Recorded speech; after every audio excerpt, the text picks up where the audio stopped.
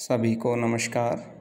मैं राकेश कुमार शर्मा, राजकीय महाविद्यालय बहरोड, सहायक आचार्य हिंदी, आप सभी का एक बार पुनः अपने YouTube चैनल पर स्वागत करता हूं। आज हम द्वितीय वर्ष की क्लास को आगे बढ़ाते हैं और बात करते हैं हिंदी एकांकी का उद्भव और विकास। पिछली कक्षा में हमने इसी क्रम को लेकर चर्चा की थी, जिसमें हमने उद्भव और विकास को 4 बिंदुओं में समझने की चेष्टा की, जिसमें पहला भारतेंदु युग, उसके बाद दूसरा द्विवेदी युग, तीसरा प्रसाद युग और चौथा वर्तमान युग। देखिए, हमने भारतेंदु युग और द्विवेदी युग पर हमने पूर्व जो लेक्चर है उसमें चर्चा कर ली है। अब हम आगे बढ़ते हैं हमारे तीसरे बिंदु प्रसाद युग। देखिए, प्रसाद युग जयशंकर प्रसाद जी के नाम से प्रसाद युग माना जाता है। जयशंकर प्रसाद जी ने हिंदी साहित्य में बहुत बड़ा योगदान दिया है। इन्होंने एकांकी के क्षेत्र में भी अपनी एक अलग छाप बनाई है। प्रसाद जी का एक एकांकी नाटक है जिसका नाम है एक घूंट, जो 1926 में प्रकाशित हुआ। इस एक घूंट एकांकी को डॉक्टर नगेंद्र, डॉक्टर हरदेव बाहरी और डॉक्टर सत्येंद्र, इन विद्वानों ने इसे हिंदी का प्रथम एकांकी माना है। डॉक्टर नगेंद्र, डॉक्टर हरदेव बाहरी और डॉक्टर सत्येंद्र, इन लोग। इसी के साथ अब हमारा चौथा और अंतिम बिंदु, जिसको नाम दिया है वर्तमान युग या आधुनिक काल। देखिए, वर्तमान युग, आधुनिक काल जिसे हम कहते हैं, इस काल में भी एकांकी का उद्भव और विकास जारी रहा। और इस काल में 1930 में हंस नामक पत्रिका का एक एकांकी विशेषांक छपा, जो एकांकी साहित्य के इतिहास में एक विशेष स्थान रखता है। 1938 से हिंदी एकांकी विधा और एकांकी नाम पर गंभीरता से विचार करना शुरू हुआ।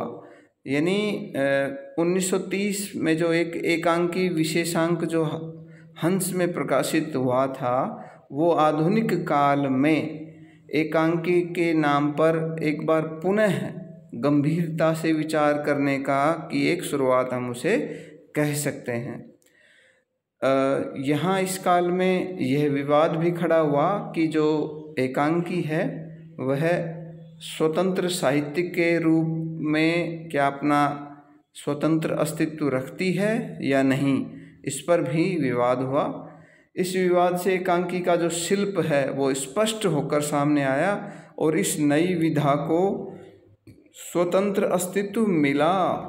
इसलिए जो एकांकी नाटक है वह विभिन्न दशाओं में विकसित हो चला। देखिए, जो आधुनिक काल है, जो वर्तमान काल है, उसमें जो एकांकी का जो एक नया रूप सामने आया, उसके सामने आने में एक विद्वान का बहुत बड़ा योगदान है, जिसे हम डॉक्टर राम कुमार वर्मा के नाम से जानते हैं। डॉक्टर राम कुमार वर्मा को आधुनिक हिंदी एकांकी का जनक कहा जाता है। आप रेखांकित कर लीजिए, इसको नोट कर लीजिए। आधुनिक हिंदी एकांकी का जनक किसे मानते हैं? डॉक्टर राम कुमार वर्मा को। इसलिए 1930 में इनका पहला जो एकांकी है जिसका नाम है बादल की मृत्यु, वो जो प्रकाशित हुआ, जो एक कहें तो प्रतीकात्मक एकांकी है। प्रतीक यानी किसी चीज को प्रतीक के रूप में लेकर उसको प्रस्तुत कर देना, तो प्रतीकात्मक एकांकी है वो, जिसका नाम है बादल की मृत्यु, जो 1930 में प्रकाशित हुआ। जो ये बादल की मृत्यु है, इस पर भावनात्मक नाट्य शैली की छाप भी दिखाई देती है, भावनात्मक, जिसमें कि भाव होते हैं। देखिए, नाटक पर जो सबसे पहले जो चर्चा हुई थी, भरत मुनि ने नाट्य शास्त्र लिखा, तो वहाँ जो भाव थे, जो रस होता था नाटक में, वो भाव यहाँ पर डॉक्टर राम कुमार वर्मा की बादल की मृत्यु नामक एकांकी में भी परिलक्षित होती है। इसके बाद 1935 में भुवनेश्वर का एक एकांकी संग्रह प्रकाशित हुआ, भुवनेश्वर, रेखांकित कर लीजिए, जिसका नाम है कारवां, वो प्रकाशित हुआ। और ये जो भुवनेश्वर का जो एकांकी प्रकाशित हुआ था, कारवां, यह बहुत ही विवादास्पद रहा, क्योंकि उस समय तक इस पर लोगों में विरोधाभास जारी रहा, लेकिन बाद में धीरे धीरे समय बीतने पर इसका जो महत्व है वो स्पष्ट होता चला गया, क्योंकि ऐसा माना जाता है कि भुवनेश्वर पर सर बानार्ड शा, जो एक विद्वान रहे हैं, उनका बहुत ज़्यादा प्रभाव था इनके एकांकियों पर। इसलिए बाद में धीरे धीरे इनके एकांकियों का जो महत्व है वो सामने आया है। आधुनिक काल में हम यदि और आगे चर्चा करें तो इस युग के जो प्रारंभिक रचनाकार हैं उनमें डॉक्टर राम कुमार वर्मा, भुवनेश्वर, उपेंद्रनाथ अश्क, उदय शंकर भट्ट, जगदीश चंद्र माथुर, विष्णु प्रभाकर, लक्ष्मी नारायण मिश्र, गणेश प्रसाद द्विवेदी, इन सभी विद्वानों का नाम बहुत ही आदर के साथ लिया जाता है, यानी इनका नाम विशेष रूप से उल्लेखनीय है, ये हम कह सकते हैं। साथ ही विनोद रस्तोगी, धर्मवीर भारती, लक्ष्मी नारायण लाल, भारत भूषण अग्रवाल, इन लोगों ने, जिनमें भारत भूषण अग्रवाल जी ने तो रेडियो एकांकी लिखी हैं, ज़्यादातर प्रमुखता से, प्रमुख रूप से इन्होंने रेडियो एकांकी, और जो रंगमंच पर मंचित की जाने वाली एकांकी है उसमें काफ़ी अंतर होता है। और रेडियो एकांकी को केवल जो पाठक, केवल जो श्रोता है वो रेडियो पर सुनकर ही उसे अपने दिमाग में उसका एक खाका, एक चित्र बनाकर उसे समझता है। इसलिए जो भारत भूषण अग्रवाल जी, इन्होंने रेडियो एकांकी लिखी। जो नरेश मेहता हैं, इन्होंने भी एकांकी लिखी है, ये भी मुख्यतः या प्रमुखतः या मुख्य रूप से कहें तो इन्होंने भी रेडियो एकांकी ही लिखी हैं। इसके अलावा कुछ अन्य एकांकीकार भी हुए हैं इस काल में, जिनमें मुद्रा राक्षस, विपिन अग्रवाल आदि ऐसे एकांकीकार हैं जिन्होंने अपनी एकांकी में बहुत ही अनोखे और अद्भुत प्रयोग किए। इसके साथ ही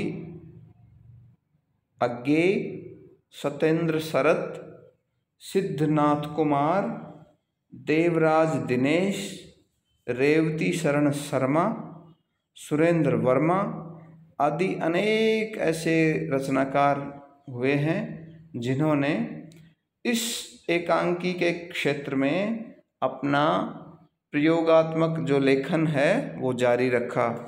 और इसी काल में, वर्तमान काल में, आधुनिक काल में कहें तो एकांकी का जो क्षेत्र है वो, उसका जो फलक है वो इतना ज़्यादा व्यापक हो गया, इतना ज़्यादा व्यापक हो गया कि इसमें एकांकीकारों का एक कारवां जुड़ता गया और आधुनिक साहित्य, आधुनिक एकांकी बहुत ही ज़्यादा उन्नत और समृद्ध होता चला गया।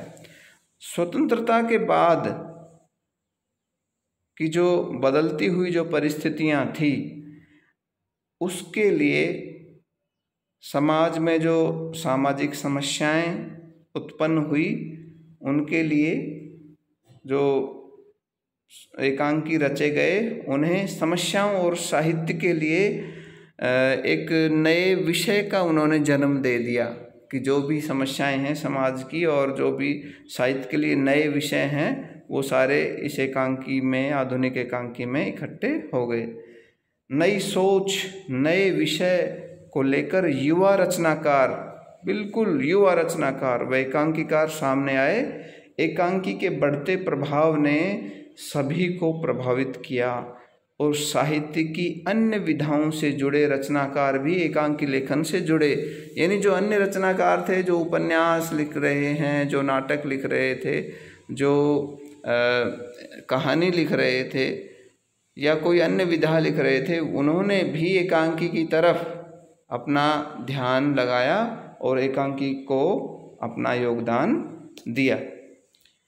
एकांकी का जो लघु आकार है, उसने रंगमंच पर उसको सफलता दिलाने में बहुत बड़ा सहयोग प्रदान किया कि छोटा है उसका रूप, इसलिए उसको जल्दी से जल्दी रंगमंच पर मंचित किया जा सकता है। इसलिए जो एकांकी हैं उनका जो विषय है वो सामाजिक, आर्थिक, राजनीतिक, सांस्कृतिक आदि पर केंद्रित हो गया। इसके साथ ही नारी के जीवन की समस्या, दाम्पत्य जीवन की समस्या, पिछड़े वर्ग की समस्या, इन सभी समस्याओं को आधार बनाकर जो एकांकी है वो लिखी गई और उस एकांकी ने जनता का ध्यान बखूबी अपनी ओर खींचा। यानी समाज में लोगों को इन जो विषयों को लेकर एकांकी रची गई थी, इनको पढ़ने में, देखने में और सुनने में काफ़ी आनंद आता था। इसलिए जो वर्तमान युग में जो कुछ परिवर्तन ये हुए कि जो अब तक एकांकी या नाटक में जो नायक होता था परंपरागत, उस नायक के स्थान पर अब जन सामान्य को, यानी आम आदमी को, जन सामान्य को इसमें प्रवेश मिल गया। इसलिए जो बौद्धिक उत्सुकता थी, मनोवृत्तियों का जो विश्लेषण था, जो हास्य व्यंग का जो प्रयोग था और जो यथार्थवाद, बिल्कुल यथार्थ हूबहू उसी चीज़ का चित्रण कर देना वो, और रंग संकेत आदि जो थे, ये सारे के सारे आधुनिक एकांकी की मुख्य विशेषताएं बन गए। क्या क्या? दोबारा से एक बार मैं बता देता हूँ कि जो बौद्धिक उत्सुकता थी वो, कि जो लोगों में जो जिज्ञासा है, कौतूहल है, वो मनोवृत्तियाँ, व्यक्ति की मनोवृत्ति क्या क्या हैं वो सारी, और उनका विश्लेषण कर देना, हास्य व्यंग का प्रयोग, मनोरंजन, यथार्थवाद, सच्चाई को परोसना और रंग संकेत, ये सारी चीज़ें जो थी ये आधुनिक एकांकी की एक तरह से विशेषताएं बन गई। तो इस तरह से जो एकांकी है उसका उद्भव और विकास निरंतर जारी रहा। भारतेंदु बाबू हरिश्चंद्र के युग से लेकर द्विवेदी युग में होते हुए प्रसाद युग की तरफ बढ़ते हुए आधुनिक युग तक एकांकी पहुंची। और आधुनिक काल में तो एकांकी को का जो समृद्ध और विपुल भंडार है वो हमें देखने को मिलता है।